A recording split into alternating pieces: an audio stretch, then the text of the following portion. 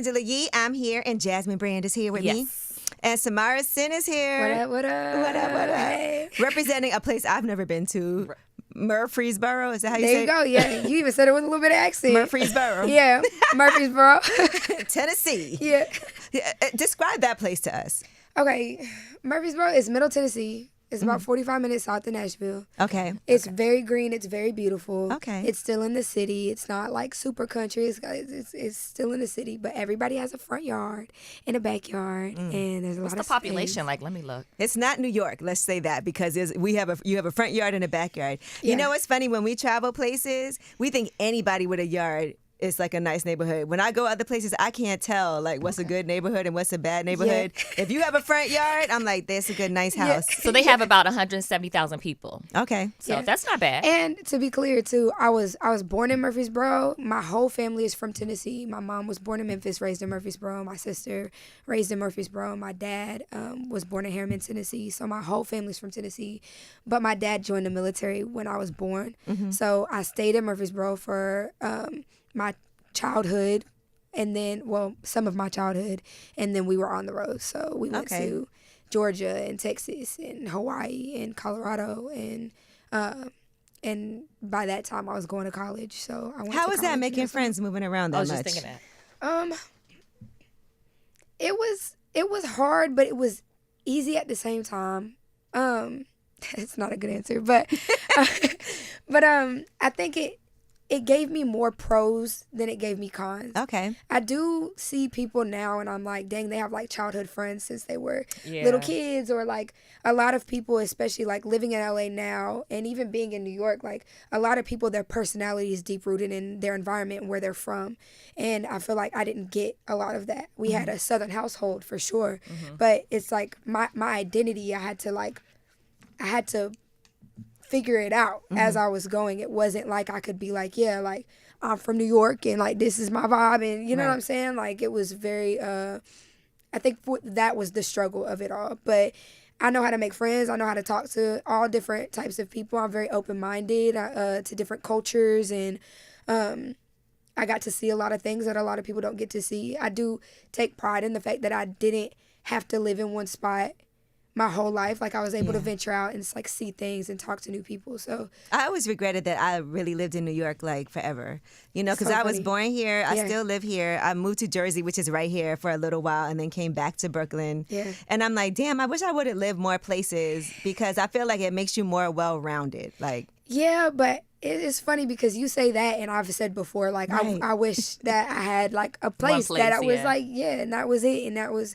I come back home, and that's the place. And everybody knows, like, you know, when I'm coming home, I can see my friends, and it's like a more sense of, like, community and things. I feel like I've had to learn how to make wherever I'm at home, and how to make wherever, like, a community wherever I'm at. Is your family still in Tennessee? Half of it is. Were your parents? Yeah, my mom still lives in Tennessee. My sister and my niece and nephews and my extended family, for the most part, all live in Tennessee. My dad retired in Colorado. okay. And I have an auntie in Miami. So but Tennessee is that's it. home. Who else Tennessee is home. from Murfreesboro that we would know?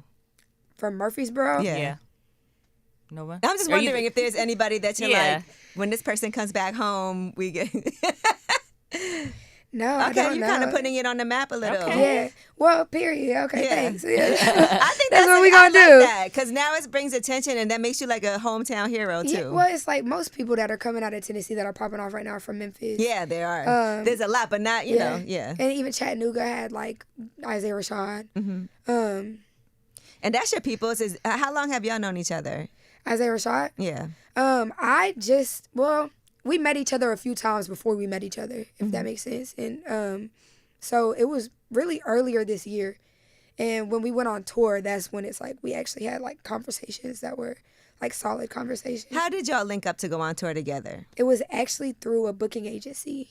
I wasn't signed to the booking agency yet, but it was just a really good fit. And we were at Coachella actually at the time, and we were talking to them, and she kept being all vague about it, but she was like, oh, you know who she would be really good with? And they're talking about it, and I'm sitting there like who? Hello. Yeah. who? I wanna know. Who? And I'm a huge Isaiah Rashad fan. Yes. I was literally, I went on tour with him in March to June. Was that your first tour? It was, and but like right before that, in October of the previous year, I went and I bought meet and greet tickets to his concert because I'm truly like such a fan. Bought meet and greet tickets, man, and I went by you probably made a myself. call and figured somebody that could link it, but I like that. I like that story too. Yeah, I want to go. Like at the time he was doing The House Is Burning, which is like, I know it's his newest project, but it's my favorite project of his, and nobody would go with me because everybody was busy, and I was like, man, I'm going and I'm getting the best You went by ticket. yourself? Like, yeah, I went by That's myself. from all that moving around and making friends. Yeah, she's not nervous to be by herself. No, you not at eat all. dinner by yourself? Yes, absolutely. Okay. I do that all the time. Of course. All right, go Yeah, ahead. take herself on dates. Nobody else is going to. But yeah, I went to the concert and I had such a great time. I was in the front row and I was just so hyped. And then so the full circle moment coming back and getting invited to the tour and like meeting him. I remember it was the first day that I was there. They had been on tour this whole time, and Ray Vaughn comes in my dressing room and he's just chopping it up. He was so nice, so welcoming, so warm. And Isaiah Rashad gets there and I'm still kind of like starstruck a little bit, you know? And he comes in, he goes, "Oh, is this her?" And I remember being like, "It's me. Yeah, it is me. It's like, what's up? How you doing?" Like, "Hey, you know who I am?" Yeah, but it was really cool. What did you say at the meet and greet? Did you say anything or just took a picture and kept it moving? Well, I don't know if I should say this, but when he first came out, so his meet and greets are kind of like you get to go witness his sound check. Okay. So he kind of he stands on stage. He'll come out into the crowd and stuff. But for mine, he stood on stage and he like talks to y'all and he'll go run through his sound check, and it's kind of like a group thing. You don't really meet him one on one. It's like the whole group sits there and we talk and we take a picture. And I fought for that like front barricade spot, and he came out. He was eating corn chips. And as soon as he came out, he goes, "Oh, you are gorgeous. You do want a corn chip?" And he let me put my little hand in his damn chip bag. And I was like, "Hell yeah, I want a corn. I don't even eat corn chips." You're like, "I'm eating yes, I want a corn chip." Yeah, exactly. The hand in the bag. Right? Didn't even pour it out on her hand. I love it. I love these full circle moments. Yeah, and you also, your voice sounds already like you're a singer. Yeah. Like you have that voice that she has that. Like, what do you do? That raspy Mariah voice, Carey. right? Yeah. She sounds like Mona Scott Young. Like, you know, Okay, the period. raspy. Hey, thank you for that. And I see a lot of people giving you the cosigns too, so that has to feel good. Who was the first person that say retweeted you or posted you that you were like, "Oh my God, I can't believe this"? The first one is crazy because this year has been such a blur. I've had so many great people repost it. But you know that first one is always like, damn, it's like, what's happening? Probably Erykah Badu. Ooh. And you get the Erykah Badu kind of like genre type of thing where people like, she's like kind of like when they try to figure out how to categorize you or describe you, they'll be like, she's a combination of this, that, and the third. And I get Erykah Badu, not as much as I get a lot of others, but I get Erykah Badu sometimes as well. I get Ladybug Mecca a lot, which is like makes me feel really good about that too. Yeah. That's dope. I like that. I wouldn't have thought of that. Okay. Yeah. So those are probably like two of my favorite comparisons that I get. If I had it, if I had to get one, it would be like those ladies for sure. Now I gotta ask you, how do you know how to freestyle the way that you do? Was this something that you just would be practicing in the car? Because I know, the drive home, that could be a way to freestyle. But how do you know how to, like, how did you practice that? Was it something you've been doing since you were young, knowing that one day you want to be an artist? Absolutely not. I started making music in college. So I started making music in 2019. I had no idea that this is what I wanted to do. Even when I started doing it, I didn't know that this is what I wanted to do. But with the freestyle stuff, y'all want to know my greatest secret? Is that I write. I am a writer. I started in poetry and open mic, slam poetry and things like that. And I like to think I think too hard to just be freestyling on a whim. You don't know what you might say. Exactly. Because you do be saying some stuff now. Yeah. If you were saying that unfiltered, I can't even imagine what that might be like. Yeah. I feel like I get too nervous to like go on like a sway in the morning and try to freestyle. But you were a poet first. I was a poet first. Okay. I can see that. Yeah. I grew up in I liked the Brave New Voices and like those types of like shows and things like that. And it wasn't until college that I was kind of like introduced to like a world of that. So I went to college in Arizona, and there was this event in Phoenix. They still have it. It's every Wednesday, and it's called Poetic Soul. And that's kind of like what I started going to like get my poetry off. And at the university, I would get my poetry off. And even with poetics, so I went and I did slam poetry for like the first few times that I went because I was too nervous to perform a song. And yeah, there's a lot of aunties and uncles in there, and it was like, exactly, sing-alongs and things like that. The band will come and like you'll play your track, and like 20 seconds into your track, they'll unplug your track, and the band will like pick up your track. Oh, and so, nice. Man, it felt so good to be in that dope. space. It was such a cool place for community. It's in Phoenix, exactly. It was like the only place every week that like black people would get together, and it would actually be like, oh, I didn't know this many black people was out here. Like, yeah. All right, now Alicia Keys also gave you the cosign. I saw when she posted fresh. Man, which is wild. That was one of the big ones. Nas had posted a picture as well. That's a big one. That was recent. That was like yesterday. But yeah, Alicia Keys, because I had mentioned her name in the rap Alicia, that I was doing, and legendary person, and the fact that she seen it and like felt enough to comment on it was really cool. Listen, and we told you before you came in here, the video center just came out, so we had a chance to watch that. Yeah. First of all, I love that song because it's very like, cheeky? Is that a good word? Yeah, that's a good word. That's a good word. I'm popping some ish. You know what I'm saying? I'm popping ish. But So where did that come from? Because it feels like it's kind of like I can't please anybody, so everybody. Exactly. So I'm going to just do me. And whatever you want to think about me, it's all good. That's exactly what it is. That's exactly what it is. And like, I always say, like, if you take in too many grains of salt, then you're going to end up with high cholesterol. So, like, keeping... She's a poet, ladies and gentlemen. Period. Keeping opinions at bay. I feel like we have to learn that. Like, I'm sure there was a point, too, in your career where All you're the like... time. Yeah. I was talking about it actually over the weekend. I was telling someone because they were like, I don't know how you do it, like all the criticism. Robinson, when we were at Robinson at his liquor store. Yep. Yeah. And I was telling him, I was like, at the end of the day, you have to realize that when you get to a certain place where you're like, look, I've done some things that are amazing. There's some people who will like me, some people who won't. And there's nothing I could really do about it. Like, what I'm going to do, sit here and worry about it, just keep doing my thing. And I think when you're able to look at certain markers of success, like who can say, I had Nas post me, I had Alicia Keys, I had Erykah Badu say this, I'm on tour with Isaiah Rashad, I got my project coming out, people love me, I'm 2 million views on my, freestyle. A lot of people will never be able to say that. And people who have criticisms about that, a lot of times it's people who are not really happy with what they have going on in life, and it makes people feel better about themselves sometimes to like say something negative. And so Jasmine's an empath, and so am I, so we just feel bad for that people. Yeah, exactly. No, actually, Exactly. I do. Feel bad for them people. That's the right way to do it. And, yeah, I mean, a lot of people are going to come on what you're doing, but it doesn't matter what you do. We see it all the time. Like, a lot of people will comment on, say, conscious music and be like, oh, well, I don't want to have to think while I'm listening to music. I just want to bob my head. But then if we see it on maybe like any other like rap, like different types of rap music, then it's like, that's so ignorant. Da, da, da, da. Right. It's like, yeah, rap about something else. You cannot make everybody happy at one time. Yeah. And I think you do both too, which is fun. Like you can do some fun music, but then you also are conscious. But that's how everybody is, right? Sometimes I see you dancing and singing the Sexy Red, and then and then we hear the grains of salt might give you high cholesterol. Yeah, exactly. But that's what life is, right? We're both. Yeah, we're it's just everything. different moods. Like what type of music do you listen to mainly? She gonna tell you dance hall. Nonstop. I love dance hall. I love and you also like old school, like I like old school R&B music. too. I like R&B. Yeah. I actually love listening to women hip hop artists. Yes. That is like, when I'm in my car, if somebody puts something out, if Lotto, if Sexy Red, if Glorilla, if Doja Cat, all of them. Yeah, I'm tapped in. Yeah, I think like there's just different moods. Right. So like if you're in a type of mood where it's like, okay, I'm listening to Lotto, I'm listening to Sexy, I'm listening to all this.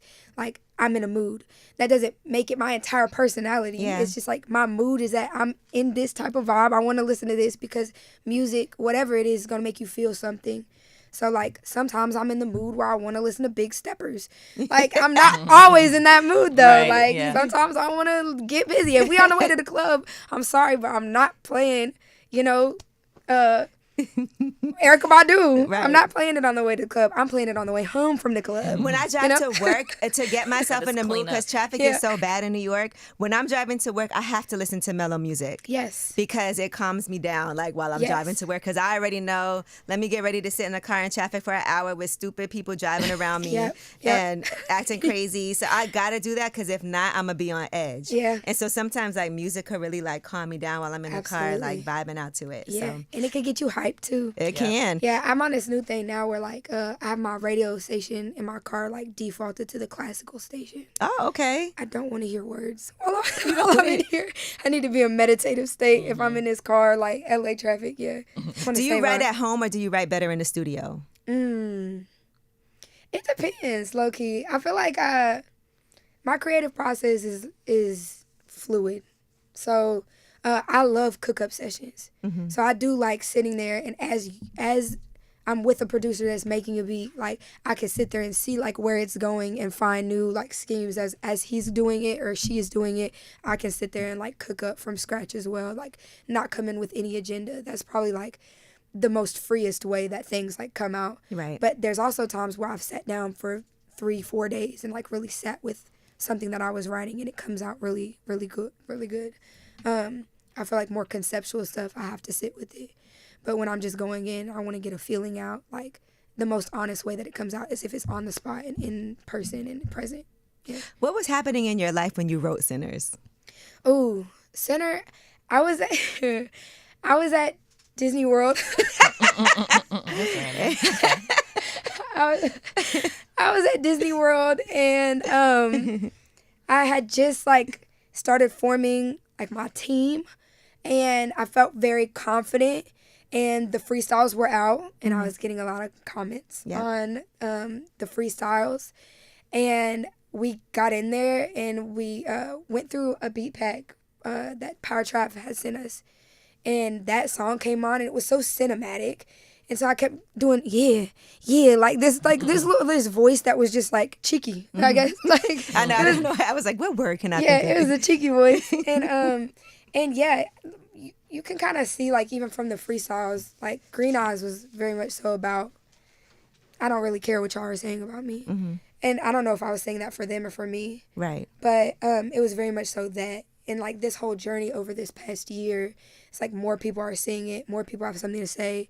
I'm making heavier business decisions, and more people have something to say. Like, not just an audience that's receiving the music, but, like, people around me that are helping me get the music where I needed to go. Mm-hmm. And I think Sinner was, like, I felt really confident in what I was doing, and I just needed to get off the feeling like I know where I'm trying to go. And I trust myself more than anybody to get me there, you know? And so knowing that y'all are going to say something about what I do, either way I do it. So I'm just going to do what I want to do and get there the way that I feel is necessary. It's very formulaic, like the music industry, it feels like. Mm-hmm. There's a lot of people telling you that there is a way to, like, blow up. There is a way they'll say that. To do TikTok. There is a way to do content. People are always trying to figure out algorithms and how many BPMs will help you get. It just takes away. But why are we having a hard time right now as a society, like, feeling music? It's too mathematical. Right. Like, people are trying to figure out how to monetize and how to make sure that something will get. Yeah, it is. And at the base of all that, you got to think about people. And, like, what people want to feel and what people would feel like that connects with them. And so I've had a lot of moments where I had to balance being a student and, like, trusting my team to lead me the right way, but also, like, being headstrong in the fact that, like, I'm a people person and I love music, and, like, this is what I feel is best for us to do, for me to do, and, like, following that. So Sinner was just, like, me. It was just maybe an example of me trusting myself and being like, look, like we're born sinners either way. Right. Like nobody is gonna the original sin that we all have. It is what it is. Exactly. And you co-direct all your videos? Yes. Okay, so you did that one too. So let's talk about the video. It has a little bit of a cowboy outlaw feel to it. Yeah, it was the production really that like took it there. And I've always wanted to. I've made songs before where I was like, man, it would be dope to do this on a horse. and I was telling one of my main videographers, his name is Cosmo. He comes with us on tour, and like he's just a really cool dude. And I was talking to him about it. I was like, but where the hell would I get a horse from? And he was like, I know a horse. They got horses in Compton. Yeah, they do have horses in Compton. So they do. Yeah. A black cowboy. Exactly. Concrete Cowboy was kind of like, I was like, I want to keep it Southern and not too like Western. Yeah. You know what I mean? Like I want to keep it Southern. So I got Tim's own on the damn horse, and and we went out to, like I tried to keep it in a neighborhood that was still like we were walking on asphalt and not like country dirt roads, and you know what I'm saying? I didn't want to go full Old Town Road. But yeah, so once he said he knew a horse, I was like, cool, like all right, let's sit down. Yeah, let's sit down and like really plan this out. Like I didn't want it to be too complicated, because the video that I had dropped prior, it's called Chrome, and it was the first one that I didn't direct. And my friends Hanan Hussein and Nasser, they directed it. It was the first time that I was able to be like, okay, y'all need me to do anything? Was that hard for you, or yes. did you enjoy it? Okay. Oh my gosh, I'm control freak. Go ahead. a little bit. I'm not gonna lie. I feel like I have to be right now. This is a foundation, so like we gotta. But you care about. Listen, I think that when you care about your craft, no one's gonna care about it more than you do. Exactly. And if people don't see how much you care, they won't care either. Yeah. If they're working with you, they gotta see how much of a perfectionist that you are. Absolutely. But then you also have to learn how to sometimes let go. Let go. Yeah. A little bit. It's a balance. Do you get input in terms of writing on your project, or is this all you? And also, what do you do when you get writer's block, or do you get writer's block? I get writer's block all the time. Writing the songs, no. Like, I didn't have any writers in on the songs. I did have a lot of, like, producers, and, like, the executive producer on the project, his name is Budo. The conversations with the people in the studio helped guide me to where I needed to go. Okay. So their input definitely impacted me a lot. Like, even if it's like, it would be cool to do this. And it's like, nah, but it would be cool to do this. Like, that gave me an idea. And, like, you know what I'm saying? And, like, their input was really great. So I like writing for other people. I have a hard time because of the control issue to have people come in and write for me. But sometimes what's hard about writing for other people is you want it done a certain way, and they'll interpret it their own way. Yeah. Exactly. And that can be hard, too, because you're like, that's not what it's supposed to sound like. But when you go into somebody else's room, it's kind of like the pressure is off. Right. Because this is whatever you want it to be. You know what I'm saying? Okay. So I feel like a good writer is able to, like, detach their ego from it. So you do write for other people? Yeah. Okay. I do writing camps and things like that, yeah. Right. Oh, that's dope. Yeah, when did you realize this was going to be a viable career? Because I know you had jobs, you were in school. What jobs did you have? I've had so many different jobs. I've worked at the bowling alley.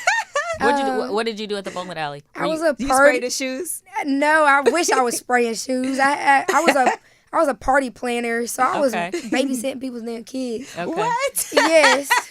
And so I was a party planner, so like. So you're good with kids?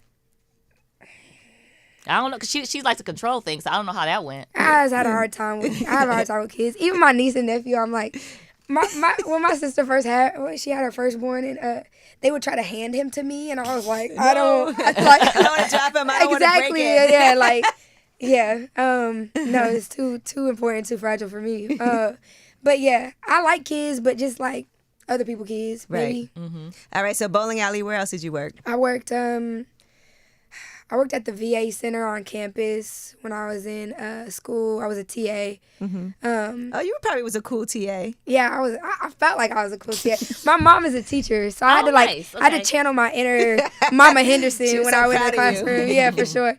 I would like literally. I felt like her voice would just be my voice whenever I was teaching. That's but, funny. Yeah, I did that. when COVID was a thing, I did a lot of admin jobs. Okay. So when COVID was a thing, I drove COVID vans.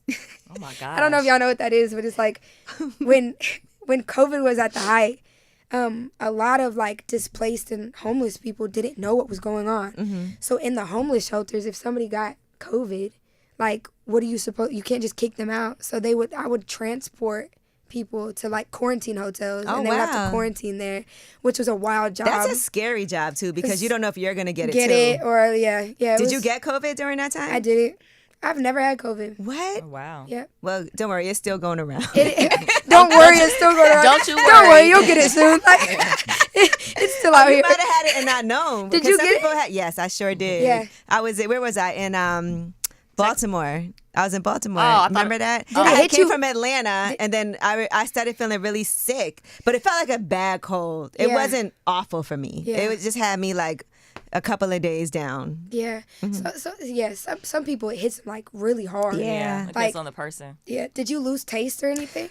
It was hard for me to I would lose my breath a lot. Yeah. So even doing things like walking up the steps, and I already am, out of shape right now, but I was like, I couldn't, you couldn't breathe your full capacity. So I actually had started doing these little light jogs to try to open back up, my lungs. Yeah. Wow. Yeah. Yeah. I wouldn't wish it on anyone though. And No, absolutely good for not. you for ducking that and being you were an essential worker really. Yeah. During I that have time. No idea how I didn't get it. Right. God's chosen one right here. I guess so. God's favor. Thank you. So when did you realize this was a viable situation for you? Probably this year was the first year that I felt Really?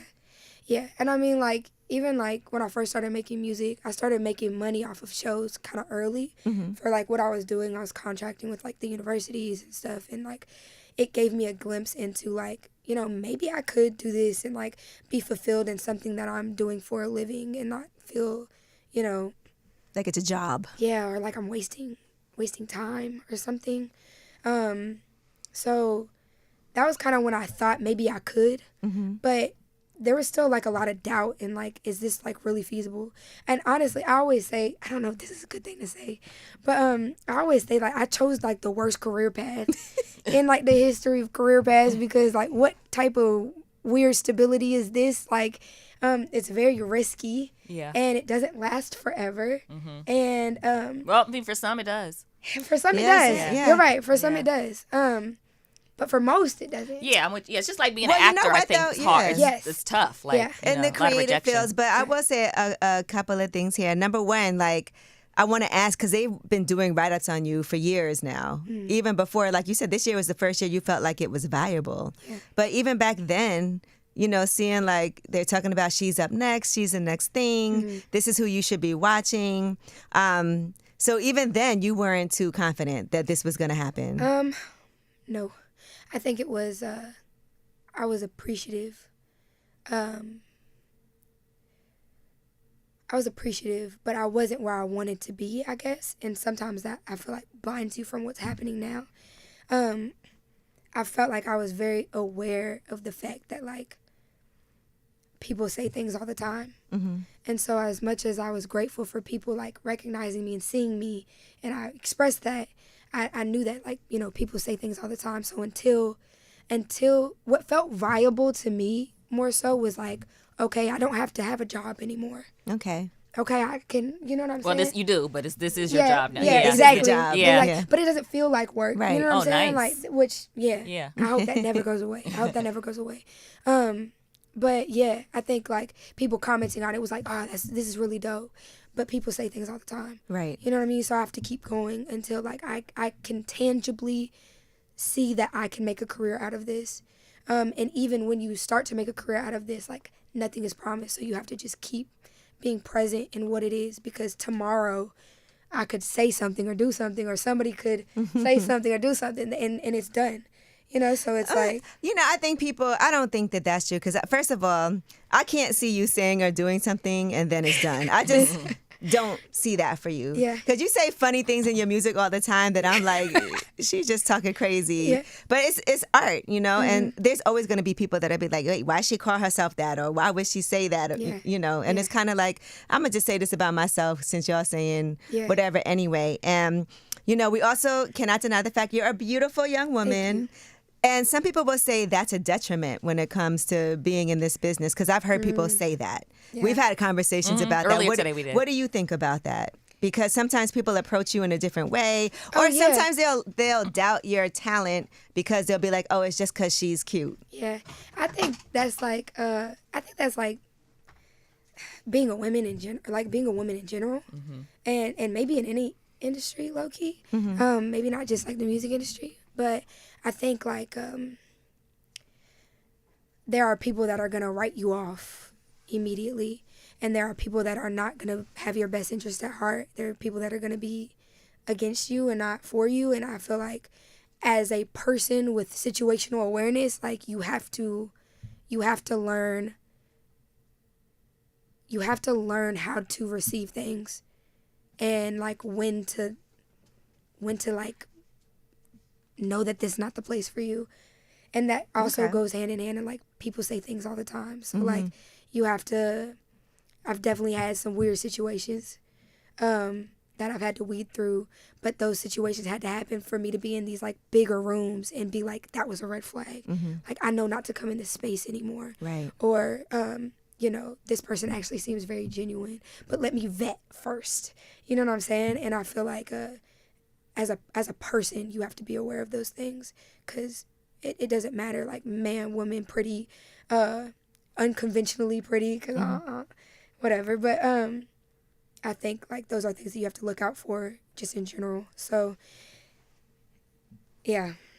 Okay. And The Drive Home is the name of the EP. Why The Drive Home? The Drive Home is, like, I guess a symbolism for, like, the journey to, like, self-acceptance, because I was raised everywhere. I struggled to find, like, my identity, and, like, also in an age of making music in, like, social media, and where, like, everybody can kind of, like, see what you're doing.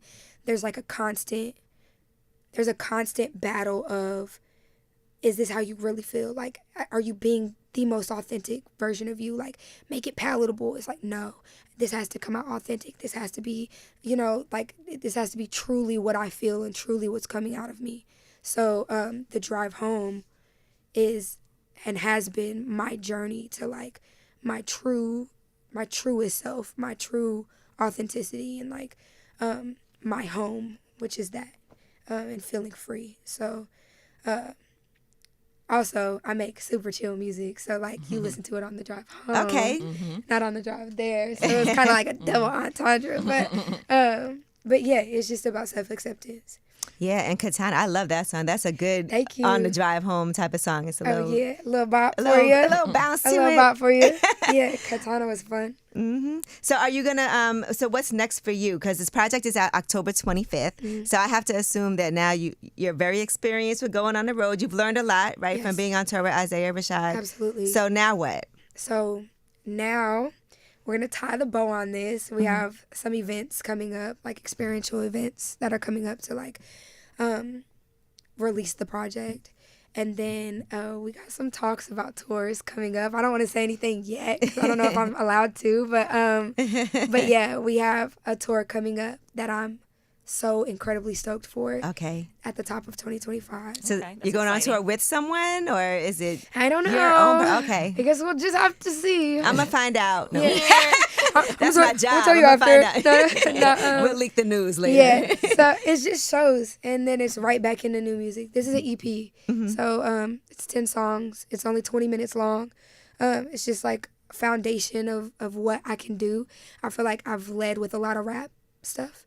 And this is a little bit deeper into, like, experiential, like, or experimental. Let me correct. Experimental. So I'm singing on it. I'm doing soul stuff. I'm doing alternative stuff. I'm rapping, of course. And so I think it's like a full, like, well-rounded introduction to, like, this is what I'm going to be doing from now on.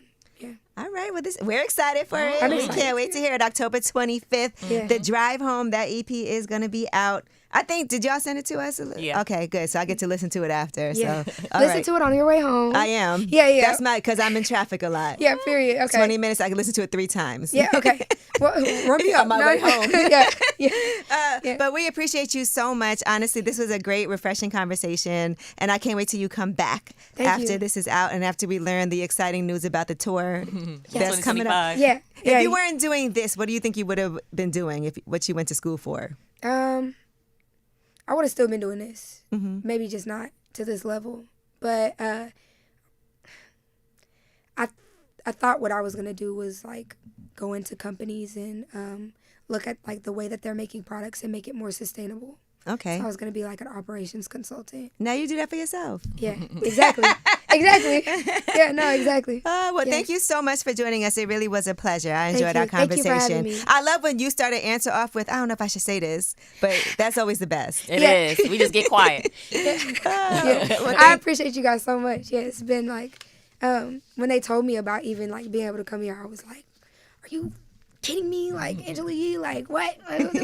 Like, yeah, so this is a really cool experience, even getting to meet you and having this conversation. I appreciate you having interest in what I have going on. So No, thank you. Listen, we love to see the potential and what something's about to be, and we see it up here. So, not to just talk, but you are up next. So. y'all heard that. I got an Angela Yee cosign. So, That's the next. We need to add that to the bio now. yes, exactly. Okay. It's on the rap sheet.